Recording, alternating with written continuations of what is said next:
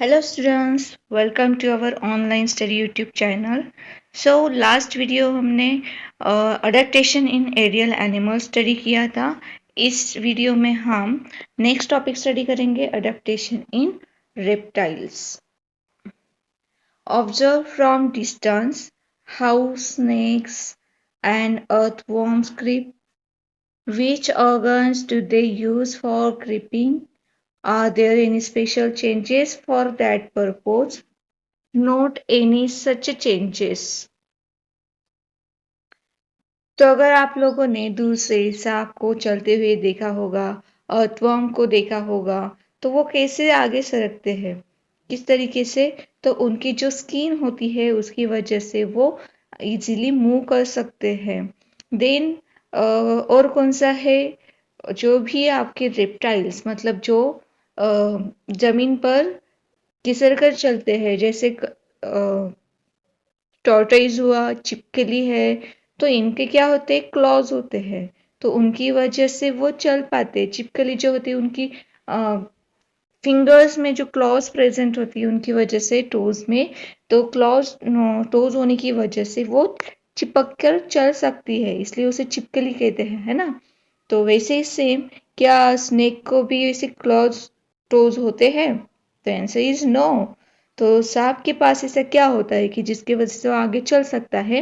तो सांप के पास जो होती है उसकी स्किन जो होती है वो स्केली होती है, छोटे छोटे खौल जैसे कुछ ऐसा खरबरा खरबरा उसका स्किन होता है, तो उसमें उसकी वजह से वो आगे मूव कर सकता है. Animals like house lizard, garden lizard, crocodile use their muscles for creeping. तो ये क्या यूज करते हैं, उनकी मसल्स जो होती है उनकी हेल्प से वो मूव कर सकते हैं. और साथ ही साथ उनका क्या होता है, उनके पास और कौन सा चेंजेस होता है, तो similarly they show adaptation in skin, soles of feet, body colour etcetera. तो जो होते हैं हमारी क्रोकोडाइल है या फिर उसकी भी स्किन अगर आप देखोगे तो स्मूथ होती है क्या? नहीं, तो स्केली स्किन होती है, तो उस वजह से वो इजीली मूव कर सकते हैं. और जो होता है लिजार्ड के पास जो होते हैं उसकी फीट, जो सोल्स ऑफ फीट मतलब उसकी जो टोज होती है वो कैसी होती है, क्लॉज होती है, उसकी वजह से वो किसी भी जमीन दीवार पर वो इजीली उस पकड़ के रखती है. तो इसी ये उनका अडेप्टेशन है. For example the house lizard and monitor lizard have clawed toes and thin soles whereas snakes have a scaly skin. तो जो हाउस लिजर्ड है, मॉनिटर लिजर्ड है, उनकी टोज जो होती है वो कैसी होती है, क्लॉज होती है, और उसकी वजह से वो इजीली चिपक कर बैठ सकते हैं, चल सकते हैं. और सोल्स कैसे होते हैं, एकदम थीन होते हैं, पतले होते हैं, तो वो इजीली चिपक जाते हैं. और जो स्नेक है उसका स्किन जो होता है स्केली होता है, मतलब कुछ खरबरा सा उसका स्किन होता है, उस वजह से वो इजीली मूव कर सकता है. तो इस तरीके से आपको ये और कौन कौन से रेप्टाइल्स पता है वो आप मुझे कमेंट सेक्शन में बताना जरूर. Adaptation for food in animals. तो यहाँ पे अभी जो एनिमल्स में है किस टाइप का अडेप्टेशन मिलेगा, फूड रिलेटेड अडेप्टेशन मिलेगा.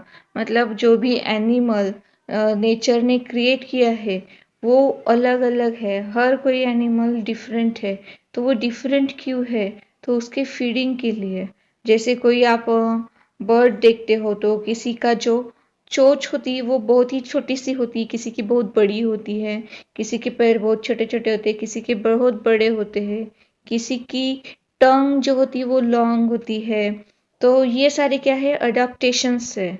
अगर आप नेशनल जोग्राफी वाइल्ड या फिर डिस्कवरी जैसे चैनल देखते होंगे, उसके जो प्रोग्राम्स देखते होंगे, तो उससे आपको पता चलेगा कि हर एनिमल का जो फीडिंग होता है वो डिफरेंट है.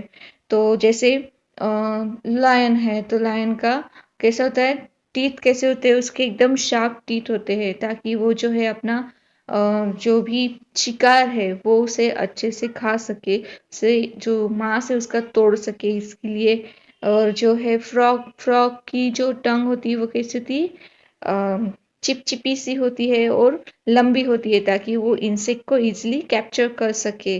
बर्ड्स में देखो आप लोग, बर्ड्स में जैसे हमारा करकोचा होता है, उसकी चोंच जो होती है वो लंबी होती है, पैर भी लंबे होते हैं। तो पैर लंबे होते हैं क्योंकि ताकि वो पानी में स्थिर खड़ा रह सके, और लंबी चोंच होती है इसीलिए कि ताकि वो मछली उसमें से पकड़ सके। और कुछ जैसे स्पैरो है, तो स्पैरो की चोंच एकदम छोटी सी होती है मगर मजबूत होती है ताकि वो जो दाने हैं वो इजीली पकड़ सके, फोड़ सके, इस तरीके से। और कुछ जैसे इंसेक्ट होते हैं तो उसे एक सुई की तरह उनका माउथ होता है ताकि वो इन जो भी लिक्विड मटेरियल होगा वो उसे सक कर सके। इस टाइप का उसका अडेप्टेशन होता है। तो इसी टाइप का हम अडेप्टेशन इस टॉपिक में डिस्कस करेंगे। आगे एक चार्ट दिया है वो भी हम फिल करेंगे। We can categorise animals as herbivores and carnivores. Herbivores मतलब क्या कि जो वेज होते हैं, घास फूस खाने वाले, और कार्निवोरस मतलब क्या, नॉन वेज वाले। ठीक है, तो special adaptations are seen in each category to make the process of feeding easy. तो अगर आप कार्निवोरस देखोगे, कार्निवोरस मतलब जैसे काऊ, ठीक है, तो काऊ के टीथ देखो आप कैसे होते हैं, उसके टीथ शार्प होते हैं क्या, नहीं, फ्लैट होते हैं। उसे क्या गवत ही चबाना होता है, वो उससे चबा सकती है। मगर कार्निवोरस में लायन देखो तो लायन के टीथ कैसे होते हैं, एकदम शार्प होते हैं ताकि वो मांस तोड़ सके। तो इसीलिए उनका जो फीडिंग प्रोसेस है वो इजी होने के लिए इस तरीके से उनका अडेप्टेशन होता है। बाकी का जो न्यूट्रिशन का डिटेल्स होगा वो हम नेक्स्ट चैप्टर में स्टडी करेंगे। Watch the programmes on channels on National Geographic Wild Discovery to learn about the feeding habits of animals like frog, snakes, birds, mosquitoes, butterflies.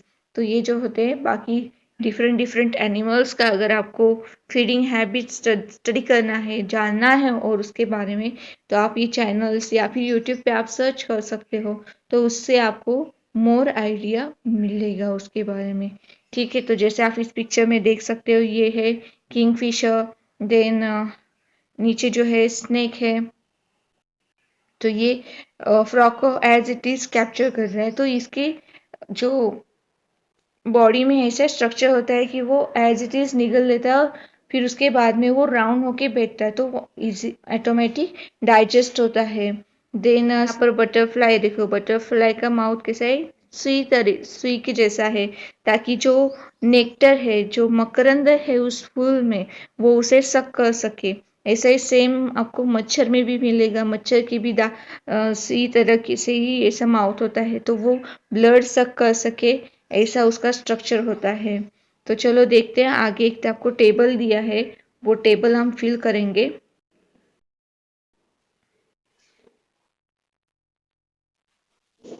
Okay, adapt आपको यहाँ पे table में क्या दिया है, फर्स्ट आपको अडेप्टेशन है animal and then use of adaptation. तो फर्स्ट अडेप्टेशन क्या है, शार्प टीथ। तो शार्प टीथ किसके होते हैं, कौन कौन से एनिमल्स होते हैं, लायन हुआ, टाइगर हुआ, डॉग हुआ, कैट है। ऐसे आप और भी एनिमल इसमें ऐड कर सकते हो। अभी इस जो है शार्प टीथ का यूज क्या है, यूज ऑफ अडेप्टेशन में आएगा आपका two tier the flash. Feeding habit आपको उसका लिखना है। देन लॉन्ग एंड पॉइंटेड बिक।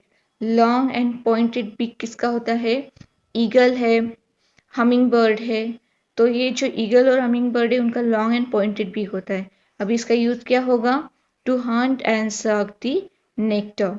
जो ईगल का होता है लॉन्ग पॉइंटेड बिक जो होता है, तो अपनी शिकार पकड़ने के लिए इजीली पकड़ सकता है, इसलिए उसका शिकार करने के लिए यूज होता है बीक का, चोंच का। ठीक है, टू हंट एंड सक नेक्टर। नेक्स्ट है आपका शॉर्ट बीक। छोटी चोंच किसकी होती है, तो स्पैरो हुआ। देन कैनरी नाम का एक बर्ड है वो है। ठीक है, तो इनका स्पैरो का बीक कैसा होता है, छोटा होता है। तो ये क्या छोटा क्यों होता है, to open hard fruits and nuts. अगर आप ग्राउंड नट डालते हो तो देखो वो उसे फोड़ती है, फिर उसमें से दाना निकाल के वो खाती है, तो वो उसे तोड़ सके। वो हार्ड होता है एक्चुअली, उसके कंपैरिजन में वो कैसा है, हार्ड है, तो वो फोड़ सके इसलिए उसका जो बीक होता है वो शॉर्ट होता है, तो फोड़ के उसमें से छोटा सा टुकड़ा वो लेके खा जाती है या फिर उड़ जाती है। तो नेक्स्ट है लॉन्ग एंड स्टिकी टंग। किसका होता है लॉन्ग एंड स्टिकी टंग? जी, फ्रॉग का होता है। फ्रॉग है, लिजर्ट है, तो ये जो एनिमल्स है इनका लॉन्ग एंड स्टिकी टंग होता है। क्यों होता है? To catch their prey. जो भी उनका भक्षक है, मतलब शिकारी है, क्या है, इंसेक्ट होगा या फिर मच्छर है ना। छिपकली क्या खाती है? मच्छर ही तो खाती है। तो ये क्या करती है, अपनी जीभ की वजह से वो उसे इजीली पकड़ सकती है, और टंग स्टिकी होने की वजह से एक बार वो इंसेक्ट उसे चिपक जाए तो वो छूटता नहीं, वहां से उड़ नहीं पाता। तो इसलिए उसका ये अडेप्टेशन हुआ, to catch their prey. Next है लॉन्ग नेक। लॉन्ग नेक किसका होता है? सोचो सोचो। तो लॉन्ग नेक होता है जिराफ एंड कैमल का। तो ये जिराफ और कैमल का लॉन्ग नेक का क्या यूज होगा भला? तो इनका यूज ये होता है कि जो भी बड़े बड़े ट्रीज होंगे, पेड़ होंगे, तो उनके ऊपर जो लीव्स होंगे वो खाने के लिए इनकी मान उनको हेल्प करती है, to be able to reach the high trees. मतलब अगर पत्ते ऊपर भी हुए तो वो इजीली तोड़ के खा सके। ठीक है, तो इस तरीके से ये चार्ट हमने यहाँ पे कंप्लीट कर दिया है। अभी हमारा नेक्स्ट टॉपिक है adaptation for blending with their surroundings. मतलब अभी जो है नेक्स्ट अडेप्टेशन कौन सा होगा कि जैसा हमारा सराउंडिंग होगा उस तरीके से उसमें घुल जाना। ठीक है, तो जैसे अगर आप बटरफ्लाइज देखते होंगे या फिर लिजर्ट है या फिर ग्रास कॉपर है, और कौन सा है, गिरगिट है। हम बोलते हैं ना गिरगिट कलर बदलता है ऐसा। तो ये किस काम का होता है? तो ये अडेप्टेशन क्यों होता है? क्योंकि वो उस एरिया में, उस सराउंडिंग में रह सके, खा सके, अपने जैसे और लिविंग ऑर्गेनिजम्स वो जनरेट कर सके, और अपनी जो जाति है वो प्रोटेक्ट कर सके, अपने जो शत्रु है उनसे प्रोटेक्शन पाने के लिए ये चेंज उनमें होता है। तो इसी वजह से देखो, हम बहुत बार जब फूलों में जाते हैं तो अचानक से बटरफ्लाई उड़ता हुआ दिखता है, मगर हमें दूर से दिखता नहीं है। क्यों? क्योंकि वो बटरफ्लाई जो होता है वो खुद को ब्लेंड कर देता है उस सराउंडिंग से। मतलब अगर येलो कलर का फ्लावर हुआ तो बटरफ्लाई भी येलो कलर का होता है। अगर आप देखोगे कि गार्डन जो होगा तो वहाँ पे अगर कलरफुल फ्लावर्स होंगे तो बटरफ्लाईज भी कलरफुल होते हैं। ऐसा होता है, अगर आप ऑब्जर्व करोगे तो गार्डन में देखना जरूर। तो ये जो होता है इसे कहते हैं हम ब्लेंडिंग। ठीक है, we can not easily spot colourful butterflies, lizard and grasshoppers. Lizard बहुत बार देखा होगा अगर आपने, क्या आंखों से सीधा ऐसे दिखता नहीं, मगर पास जाने के बाद पता चलता है कि वहां पे छिपकली थी और हम चिल्लाते हैं जोर से। तो ये किस वजह से होता है? क्योंकि वो लिजर्ड जो होती है वो खुद को ब्लेंड कर देती है उस सराउंडिंग से। मतलब दीवार का कलर जिस टाइप का होगा, मोस्टली जो सीमेंट कलर होता है वैसा ही कलर उसका होता है, और जैसा सराउंडिंग होगा वैसा उसका कलर होता है। अगर आप पेड़ पे देखोगे तो पेड़ का जैसा कलर होगा वैसा कलर उसका होता है। तो ये चेंज वो खुद में करते हैं, ये जिंदा रहने के लिए। They get camouflage amidst grasses, part of plants like stem, leaves, flowers, etc. That is because their colors blend with those of their surroundings. तो सराउंडिंग के साथ वो मैच करते हैं खुद को। क्यों करते हैं ऐसा? To to enable them to live, feed, reproduce, to perpetuate themselves, and protect themselves from their enemies in specific surroundings, depending upon the habitat and its geographical conditions, are called adaptations. तो खुद को जिंदा रखने के लिए खुद का खाना उनको इजीली मिलना चाहिए, इसीलिए क्या होता है, ये खुद का कलर चेंज करते हैं। या फिर वो सराउंडिंग में रहते रहते उनका कलर चेंज हो जाता है। तो इस प्रोसेस को हम क्या कहते हैं? अडेप्टेशन। ठीक है, तो ये सडन चेंज मतलब अडेप्टेशन एकदम इमीडिएट होगा क्या? जैसे अगर मानो अगर आपने पेड़ से उठा के कोई चिपकली लाई और घर की दीवार पे चिपकाई, मतलब उसे छोड़ दिया। ठीक है, तो पेड़ का कलर तो कैसा होगा? इसे ब्राउनिश कलर होगा या फिर ग्रे कलर होगा, तो उसका भी ग्रे कलर होगा। मगर आप दीवार पे छोड़ दोगे तो क्या वो इमिजिएटली, अगर आपका घर का कलर जो होगा वो ग्रीन कलर का होगा या फिर पिंक कलर का होगा, तो इमिजिएटली कलर चेंज करेगी क्या? नहीं, ये सडन प्रोसेस नहीं होता है। इस प्रोसेस को टाइम लगता है। तो जैसे उसका हैबिटेट वहाँ का होता है, तब वो अपना चेंज शो करती है। मतलब अगर आप देखोगे कि धीरे धीरे जैसे ग्रास ऑफर है, ग्रास ऑफर मोस्टली आपको कहाँ पे मिलेगा? ग्रास में मिलेगा। तो उसका कलर कैसा होता है? ग्रीन कलर का होता है। तो वो ग्रीन कलर का क्यों होता है? ताकि वो किसी को दिखे ना इजीली, मतलब वो दुश्मनों से भी बचता है, उसका जो एनिमी होगा उससे भी बचेगा, और खुद का प्रोटेक्शन भी होगा, और उसे इजीली इंसेक्ट भी मिलेंगे खाने के लिए, मतलब खुद का पेट भी भरेगा। तो इस तरीके से ये एनिमल्स जो होते हैं वो चेंजेस करते जाते हैं। तो व्हाट इज अडेप्टेशन?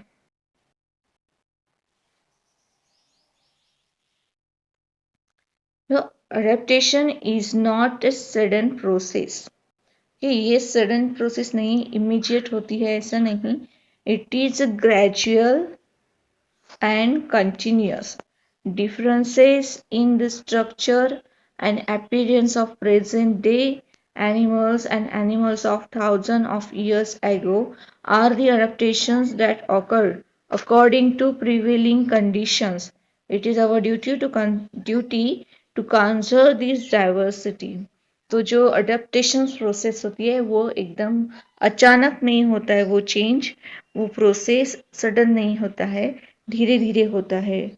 तो जो एनिमल्स खुद को अडाप्ट कर सकते हैं वही इस नेचर में रह सकते हैं।